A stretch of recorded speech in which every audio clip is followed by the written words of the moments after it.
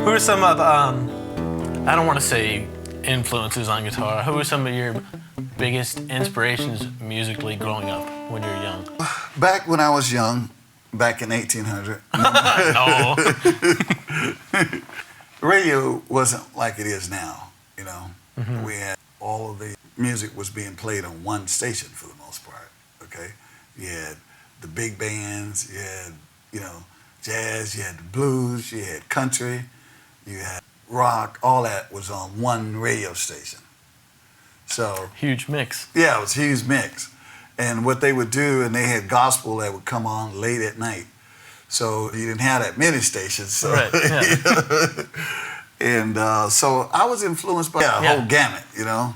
And as I listened to those various artists, I guess that's one of the things that inspired me to want to have a little bit of everything, you know. Mm-hmm. When you listen to Ceylon, that's like a little country. Oh, no, you know? no kidding. You It's know? just, it's pretty wide range. Yeah, you know.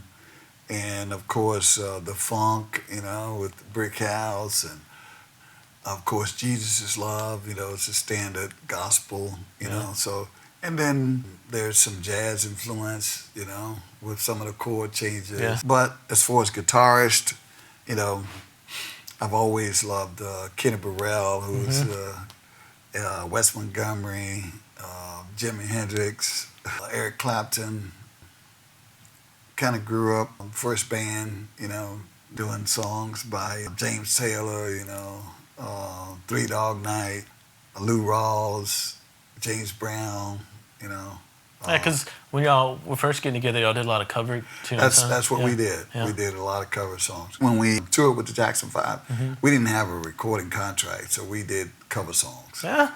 And Wow. Yeah. We took songs that weren't necessarily familiar with the R&B audience. We would take a pop record and make it R&B-ish, you know, and it would be like, whoa. Where did that come from? Yeah, where did that come from? In our repertoire, we had songs like Glenn Campbell, Wichita Lineman, you know, but we had an R&B version of it. Oh, that's awesome, man. And then we had Three Dog Night Liar, you know. We would take Blood, Sweat, and Tears, you know, and do an R&B version of a Chicago song or something, you know. And it was different. It was like, and then we would be dancing and playing, and People would be like, I know that song. like, I know that song. Who's that artist? But it sounds different though, and it's funky, or it's this, you know. Once we finished the tour with the Jackson 5, you know, Perry Gordy wanted to sign us as an artist. Mm-hmm. And the big question though was, okay, now that we've done all these covers, who are the Commodores? You know, what's your sound? Mm-hmm. You know, and that took a minute. It took we had signed a record deal, and it was 2 years before we actually went in and recorded, because we wanted to write our own material, and initially they wanted to put us in that similar line like everybody else. Just fall in line. Yeah. Go make money. Go make money. Yeah. You know.